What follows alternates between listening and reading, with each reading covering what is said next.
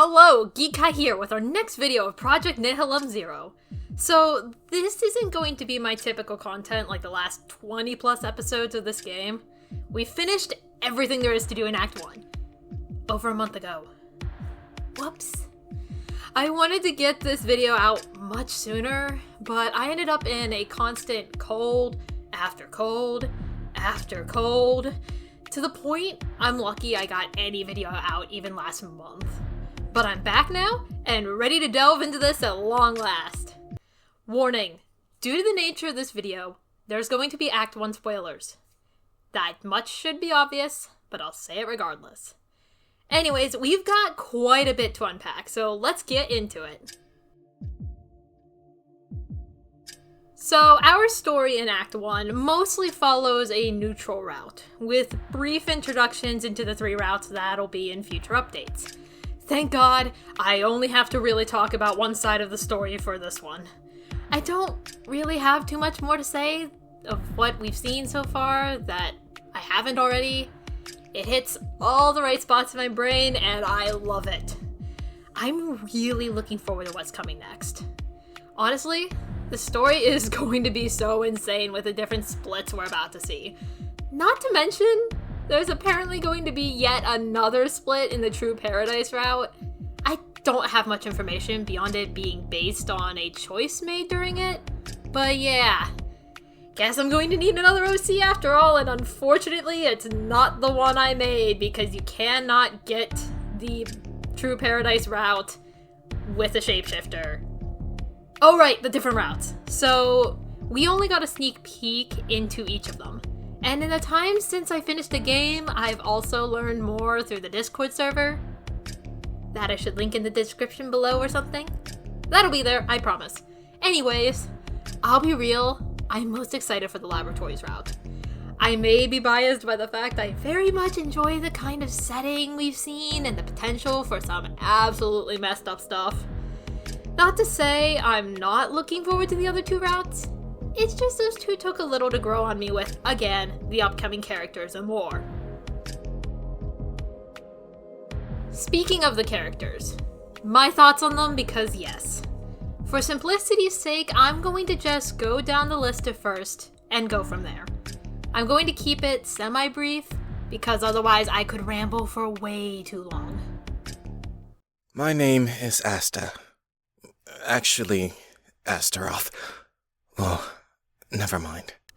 Okay, so we all know the evolution of my reaction to Astaroth, but in case you forgot, I went from the very deadpan, oh, you, near the beginning of the game, to him now being one of my favorite characters in the Act 1 cast.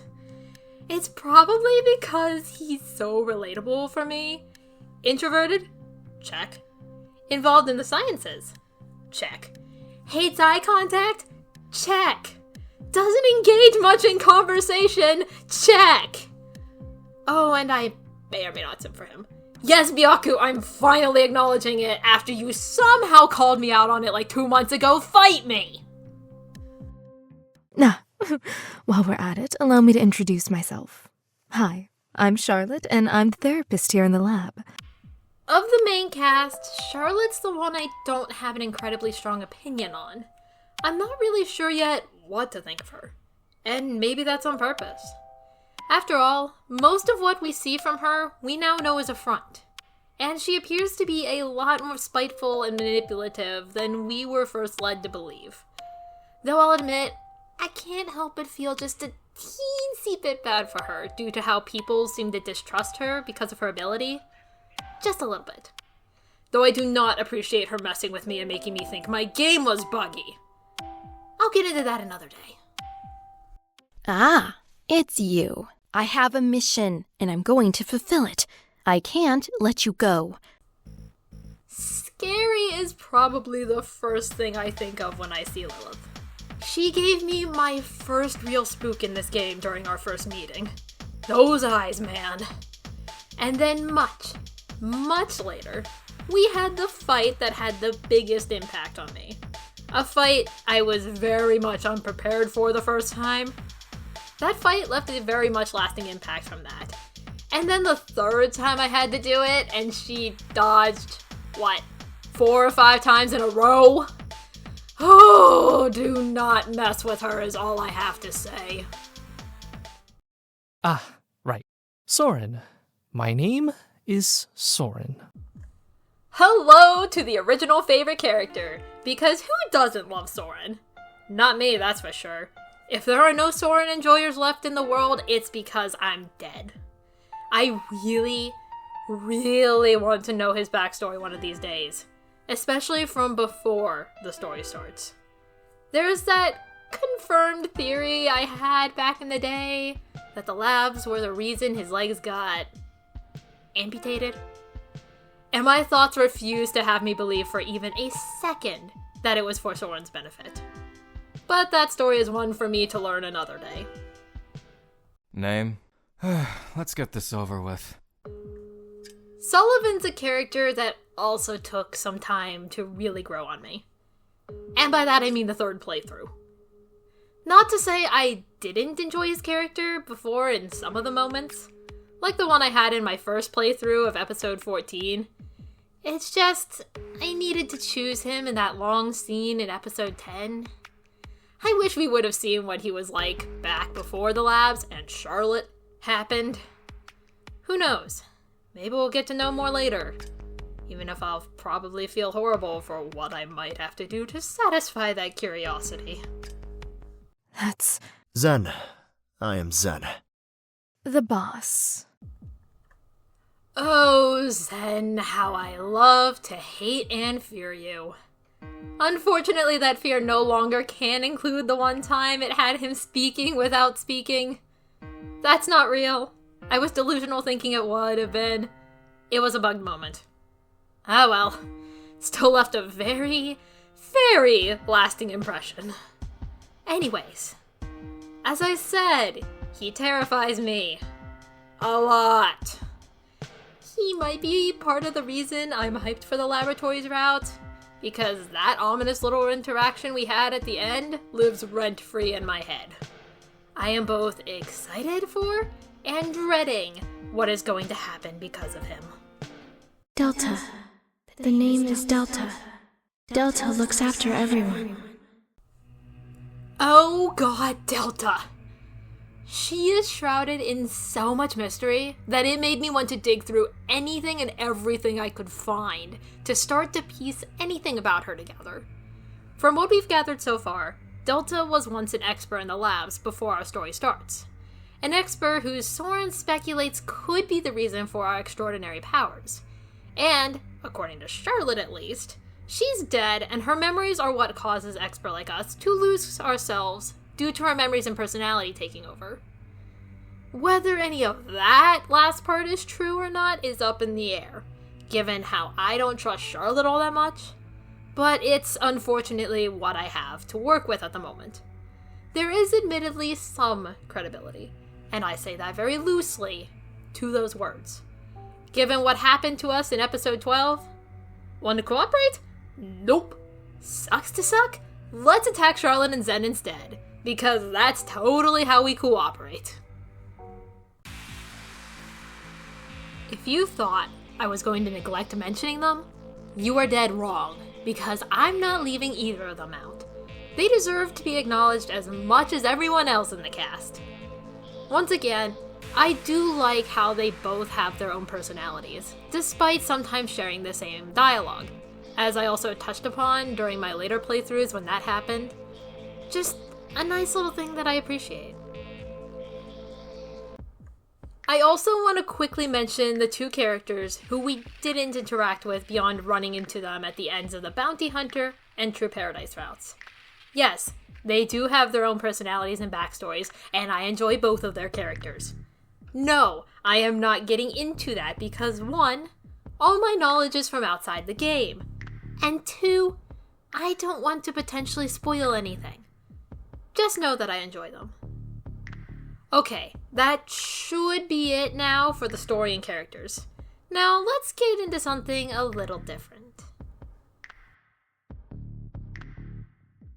So, as I said back in episode 8, I really like getting into game soundtracks. After all, music is able to draw out all these different emotions and create atmosphere in so many ways. This game's music is no exception. Every song, in its own way, lends to every scene, every interaction, bringing everything together nicely. Before I get into each one, gonna quickly share this worm secret from the composer. Most songs on the soundtrack feature a heartbeat. The tempo of each of these songs is based on what someone's heart rate would be in any given situation. His words, not mine. So because of that, I'm going to give the beats per minute, or BPM, that I figured out from each song, rounded to the nearest 5 because I could be a little off on the numbers. If I'm wrong on any of this, I'm sorry, I tried.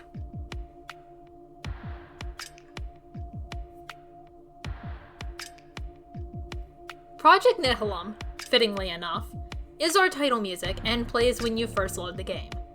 It may not play in the story itself, but being our first introduction to the music, I'd say it makes a very important impression.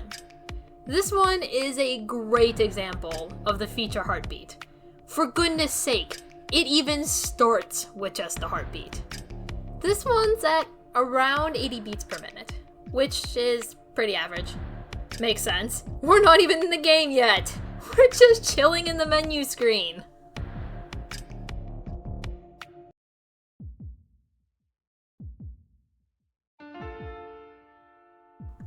Another Day in the Cell first plays in our cell in the episode called Cell. Am I saying cell too much? Oh, whatever. It's certainly not limited to that location, though. This song plays a lot. And I mean a lot. This might as well be your everything is as normal as it can be here theme. The piano in this one really helps set that mood. This song is at around 75 BPM, so slightly slower than the previous song, which makes sense. This is another slower song, and most of the time when this plays, it's during our more calm moments. Until it doesn't. Though I guess the time it plays in episode 13 is calm enough because hey, Asta's there. Oh yeah, and the introduction to the laboratories route, which I keep gaslighting myself into thinking it's a different song that plays there. But whatever, I guess that counts as calm compared to what may or may not be coming.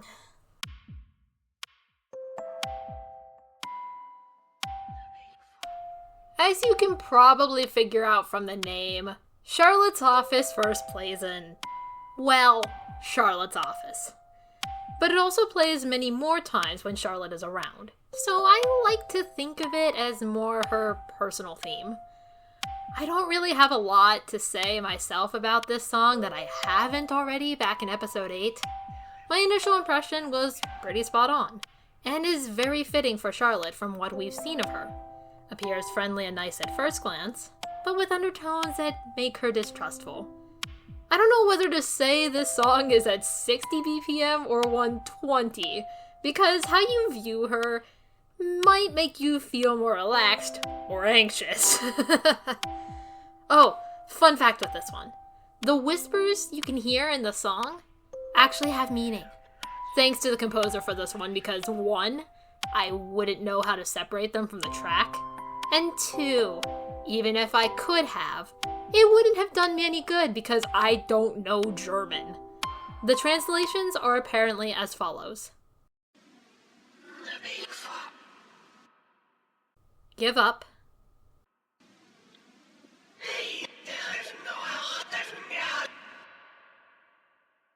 Your trust will be mine.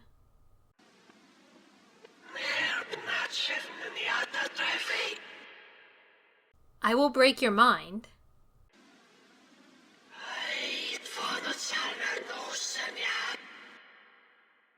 Your sins lie upon you. And then later on in the song, it's the same 4 phrases, except reversed and without the effect it has the first time. That's honestly really neat, and again, really fits with what we know about Charlotte.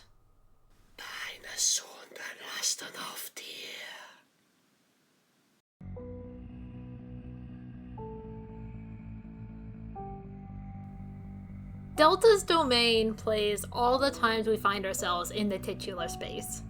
There's two different versions of this song, the normal version and the flatline version. One thing I find really interesting about these songs is that there is no heartbeat in either of them. And it's the only song like that. Even ones where it's hard for me to hear a heartbeat, it's still there. But these songs? Nope. I could really try to do a deep dive over why that might be, but I might be stuck here way too long if I do. I do want to go a little bit into the differences between the two, because yes, there are differences, despite the fact they're very similar in structure. The flatline version has a bit more urgency to it. It gets a constant dun dun dun dun dun dun dun dun from a guitar, and is overall more full in its instrumentation, having the piano with the melody, another guitar instrument, and another instrument whose name always escapes me. Glockenspiel? Celesta? Xylophone? I don't know percussion instruments that well. It's something like that. The non-flatline version, on the other hand, feels a bit slower and calmer, and its melody plays a little softer than flatlines and only has the piano going with it. And of course, the normal version doesn't end with the flat line that gives the other version its name.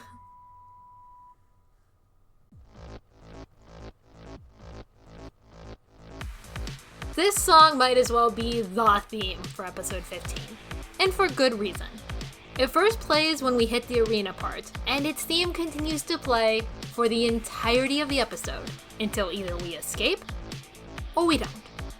It's not the favorite song for me, but it's gotta be like second favorite.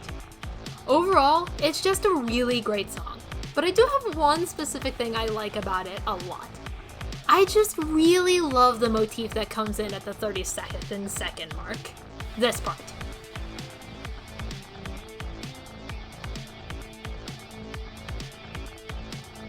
This song's at a whopping 130 BPM, much faster than any of the songs we had earlier. Which, seriously, if your heart isn't racing in a fight to the death or an escape attempt, when is it racing?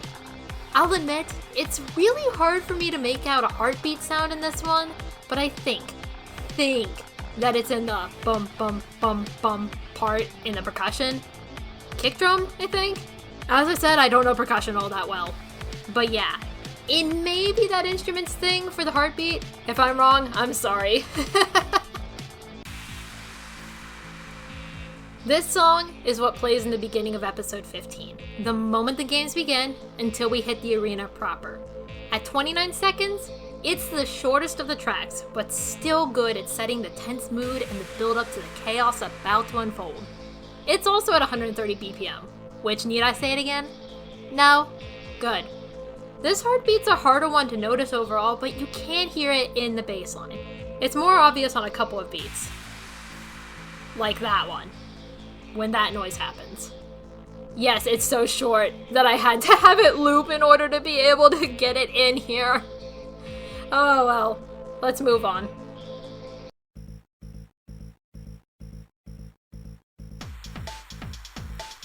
One of only two songs you can miss, Ready, Fight, plays in the fight against Lilith in episode 15. An 8-bit remix of Escape, which is practically episode 15's motif by now, makes sense for it to be there. And it's just as great as Escape. The BPM was actually kind of hard for me to figure out here.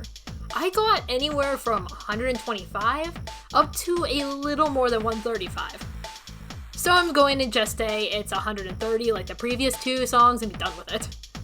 Just like Escape, it also has that bum bum bum bum bit that could be the heartbeat. You could also think of it in this beginning part here that goes with the entire time. Here, I'll play it again real quick. Yeah, that underlying instrument, which is really rushing as a heartbeat if it is. Which makes a whole lot of sense, given fight. This kind of thing is also in Escape, But since that one isn't the more staccato notes, I didn't even really notice until after I listened to this song again and went back.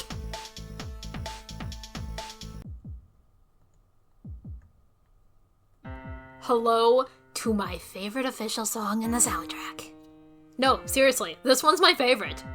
Even if my brain keeps associating it with Zen, despite it not being the song that plays at the introduction to the laboratories route. Like I keep gaslighting myself into thinking it is. It might just be because of when it first plays. That being after your faux choice to cooperate or not by becoming a helper expert. As for why it's my favorite, well, I don't know. It might just be something about the motif that comes in at the 42-second mark.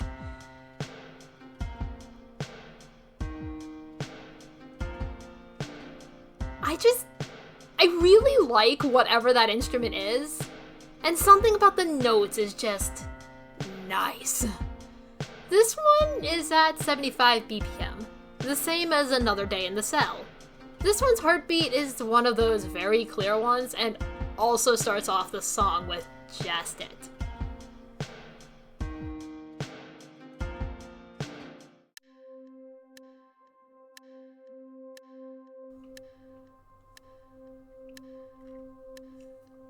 If it wasn't clear from the title, Spot the Difference plays when we're doing those types of puzzles. Only the first 2 times though. It's a simple, yet effective song, with a ticking clock emphasizing the fact that yes, these tests are timed. I don't have much more to say about this one beyond the BPM and heartbeat mention. You might not even hear the heartbeat in this one in-game, depending on how quickly you do the puzzles, because it only starts after the 30-second mark, and the song picks up slightly in intensity at that point. It's another song that's at the 60 BPM, much like Charlotte's Office. Much like Charlotte's Office, it could also be 120 if you think about the anxiety of being timed and tested. Oh wait, a lot of these songs could also be thought of in double beat circumstances, now that I think about it.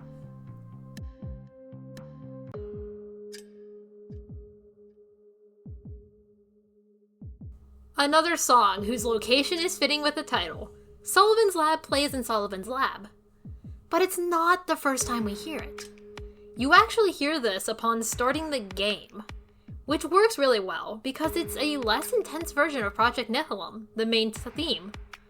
It, like Another Day in the Cell, is one that's playing a lot, usually in more nervous situations.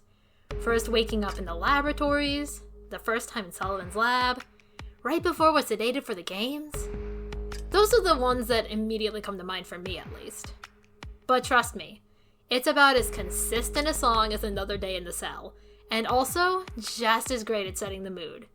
It's also at that same 75 BPM that seems to be a running theme in the songs that play a lot.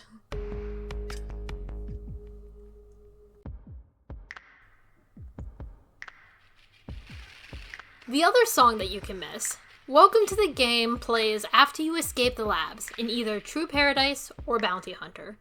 It also has a similar beginning as the main theme in Sullivan's Lab, but that's about where the similarity ends. It has its own motif going on within the piano. Normally would be calming, if it weren't for the scratchy instruments and the constant beat as the only other instrumentation going on. It sounds kind of eerie, hollow, if that makes sense. It definitely has an unnerving vibe, the likes of which we haven't heard in the laboratories, which I like. This is completely new territory for us. The heartbeat in this one is hard for me to make out, but it's there. I'm sure it is. Or maybe I'm just hearing things. Anyways, this song is probably meant to be at 140 BPM and not the 70 I initially took it as. 140 makes much more sense when you consider all that's happened. We just went through life or death arena fight, a harrowing escape in which we may or may not have had to fight Lilith too. And now we're in this unfamiliar environment, terrified out of our wits. And then we run into some stranger. Of course our heartbeat is going to be skyrocketing at this point. Well, that's all I have for this synthesis of Act 1. As for upcoming Project Nihilum Zero content, we still have the video guide that I promise I am working on. I already finished scripting that out, and I am currently working on getting the recording done. Since OBS doesn't record the achievement pop-ups when they happen, I had to make an entirely new Steam account so that I could use Steam's own recording feature for that. So yeah, that's where I am in the process. After that, there's a chance for another video or two between the video guide's release and the first part of Act 2's release. But that's a huge maybe and entirely depends on me. Likely nothing too important at the very least. Anyways, thank you so much for watching. Until next time,